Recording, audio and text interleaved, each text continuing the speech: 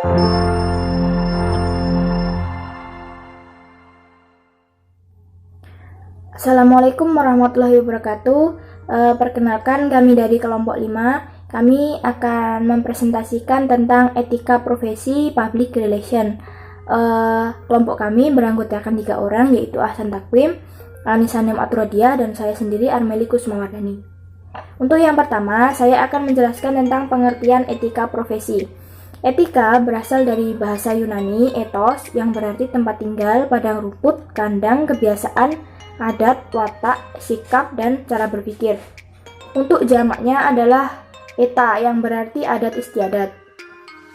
Dalam hal ini, kata etika sama pengertiannya dengan moral, yang berasal dari kata Latin mos atau mores, yang berarti adat istiadat, kebiasaan, kelakuan, watak, tabiat, akhlak, dan cara hidup.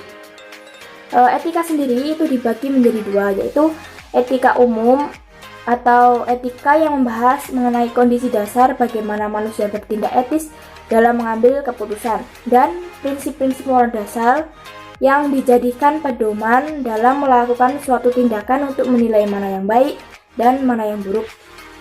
Yang kedua itu adalah etika khusus, yaitu penerapan prinsip moral dalam bidang khusus yang bagaimana mengambil keputusan dan tindakan dalam kehidupan. Etika khusus itu dibagi menjadi 2. Yang pertama itu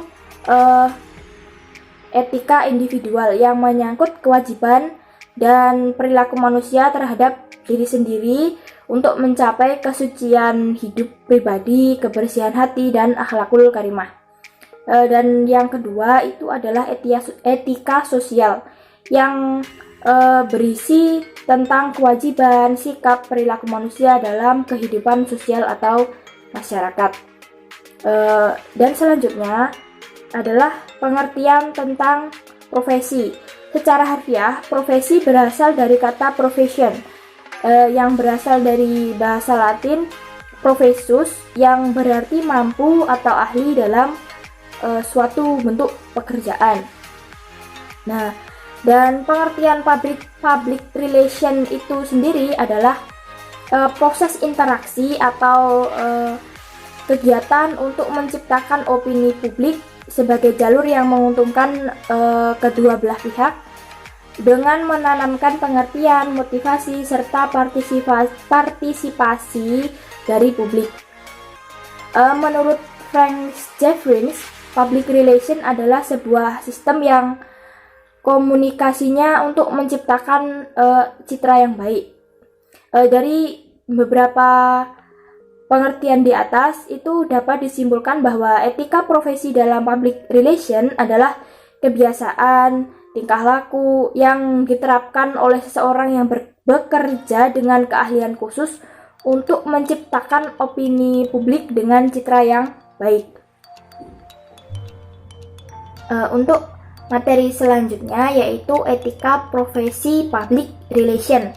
Dalam etika profesi itu memberikan penekanan pada hubungan antar manusia atau antar insani dengan sesamanya yang memiliki profesi yang sama, yang bertujuan supaya ada kerjasama yang baik dan keselarasan antar individu yang satu dengan individu yang lain dalam satu profesi. Bagi profesional, public relation ada beberapa standar atau dasar, yaitu pertama, bersikap profesional. Menurut Ali Mudofir, profesionalisme merupakan sikap para anggota profesi benar-benar menguasai sungguh-sungguh kepada profesinya. Profesionalisme adalah suatu sebutan terhadap kualitas sikap para anggota suatu profesi terhadap profesinya, serta derajat pengetahuan dan keahlian yang mereka miliki untuk melakukan semua tugas-tugasnya.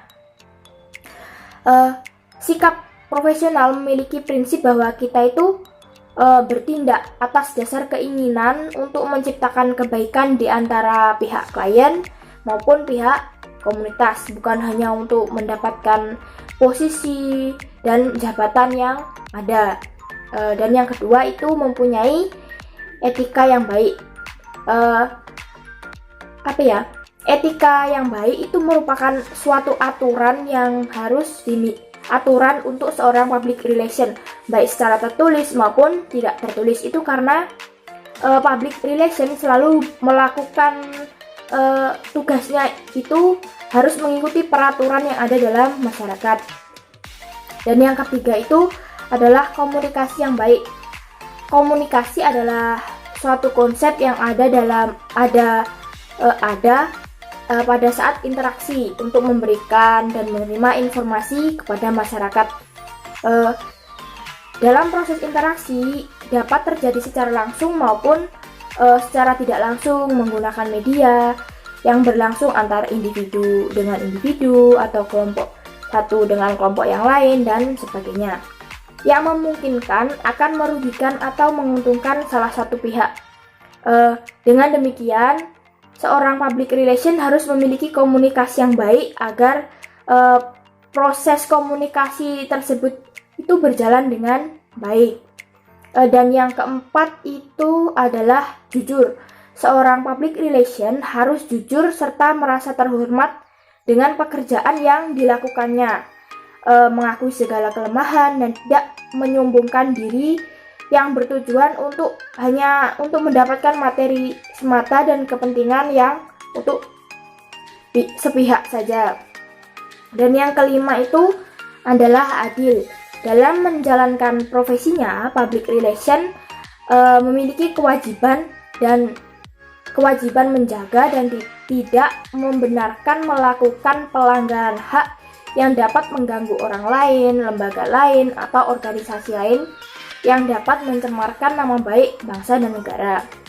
Dan yang keenam adalah tanggung jawab. Public relation harus memiliki tanggung jawab terhadap pelaksanaan pekerjaan dan fungsinya, serta bertanggung jawab terhadap dampak profesinya tersebut terhadap dirinya sendiri, rekan kerjanya, organisasi, perusahaan, dan masyarakat. Dan untuk selanjutnya itu adalah materi landasan public relation, itu akan dijelaskan oleh Hanisa Nikmatu Rodiah. Selanjutnya saya akan menjelaskan terkait landasan seorang public relation dalam menambah nilai pelayanan public interest-nya. Yang pertama yaitu professional ethics. Perilaku yang profesional didasarkan pada niat yang baik, merasa diawasi dan dinilai jika melawan kode perilaku. Perasaan ini terwujud karena dipaksa melalui interpretasi nyata bagi mereka yang menyinggung penampilan standar yang diterima. Yang kedua adalah the imperative of trust. Hubungan publik atau pimpinan seorang public relation berbeda dengan hubungan mereka dengan penyedia jasa lainnya. Perbedaan tersebut terpusat pada hubungan berlandaskan kepercayaan. Jadi, misal seorang pemimpin yang profesional, mereka akan menempatkan dirinya, bukan hanya pikirannya dalam menanggung suatu resiko, tapi mereka juga mengikutkan dirinya. Sama halnya dengan publik. Jadi mereka juga akan berusaha memberikan yang terbaik. Jadi mereka berlandaskan sama-sama saling percaya. Jadi mereka berusaha untuk melakukan yang sebaik mungkin. Yang ketiga adalah professional privilege. Professional privilege atau hak istimewa para profesional public relation berpondasi pada kepercayaan, keyakinan, dan perilaku yang baik dari publik maupun dari sesama profesional. Untuk melindungi hak masing-masing dalam posisinya di masyarakat, para praktisi membuat kode etik dan standarisasi dalam praktek. Kode ini seringkali mewakili kekuatan hukum dan kekuatan terhadap sanksi negara. Dan yang terakhir adalah social responsibility. Para profesional public relation juga harus dapat memenuhi kewajiban moral dan harapan dalam masyarakat.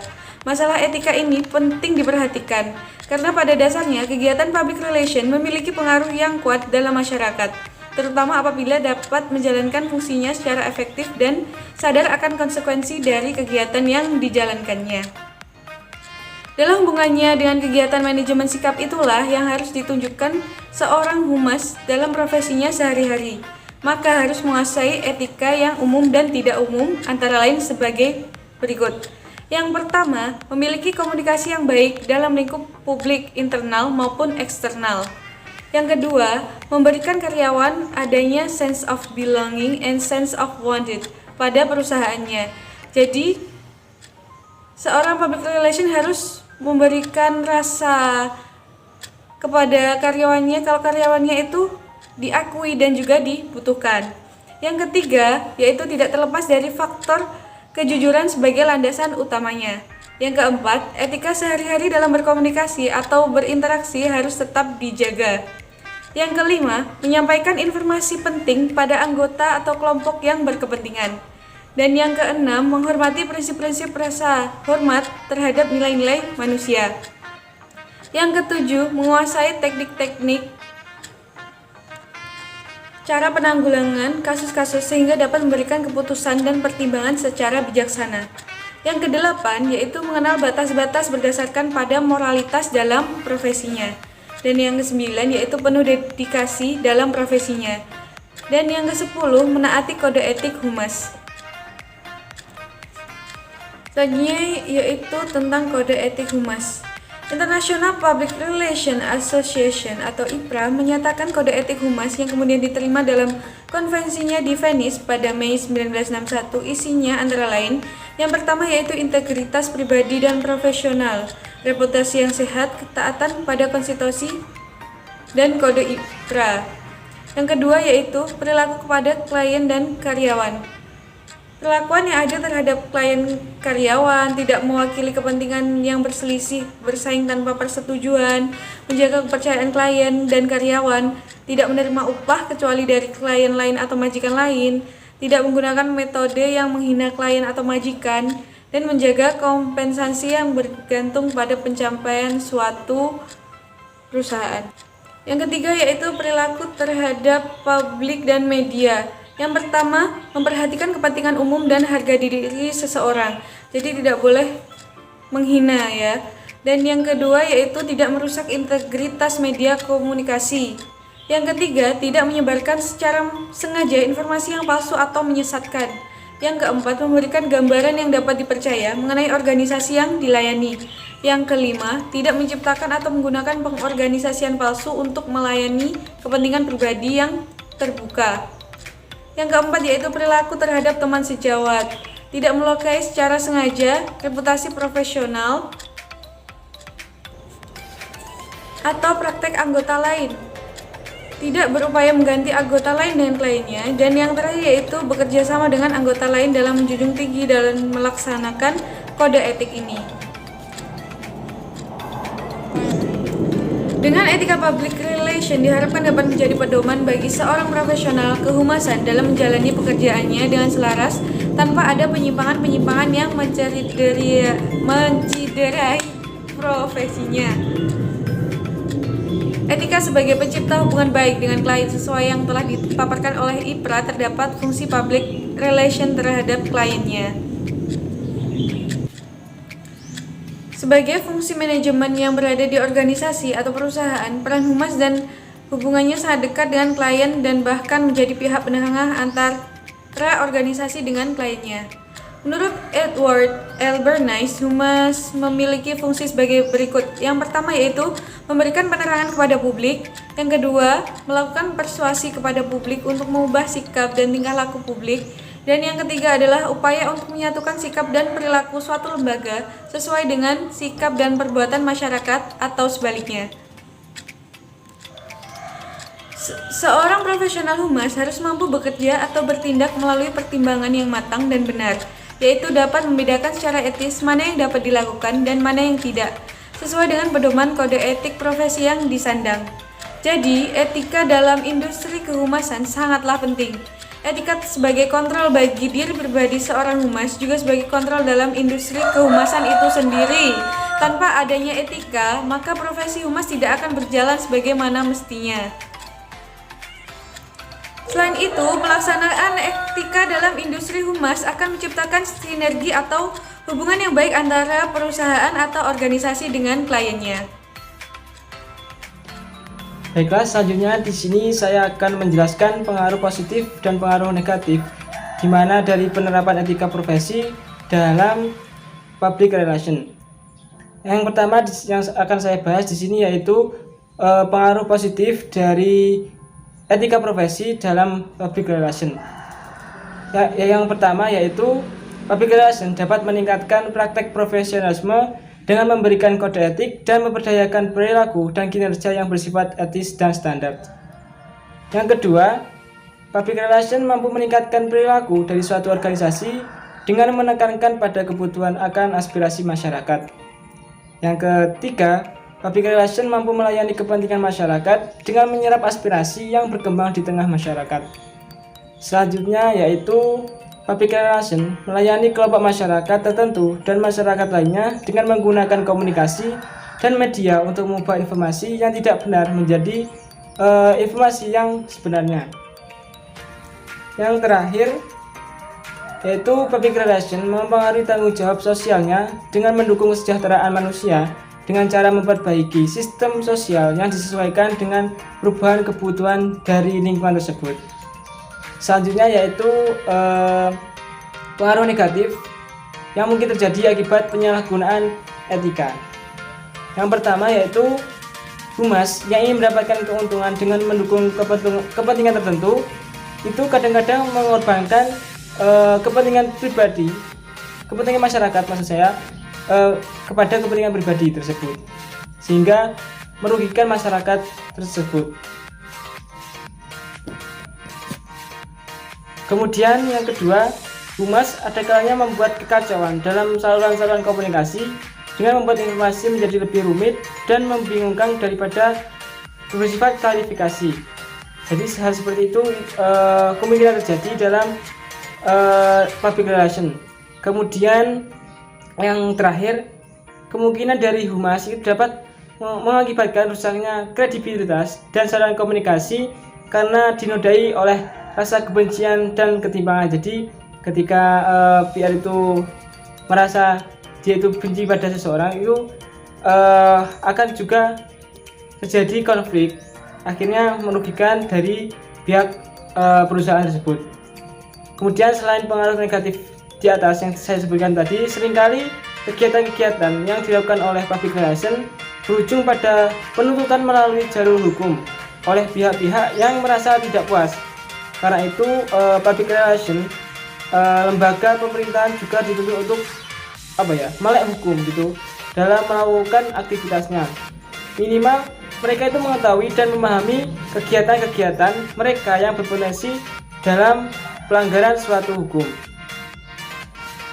Saya kira cukup sekian dari kami. Apabila ada kurang lebihnya, kami dari kelompok 5 mohon maaf yang sebesar-besarnya. Akhiran, wassalamualaikum warahmatullahi wabarakatuh.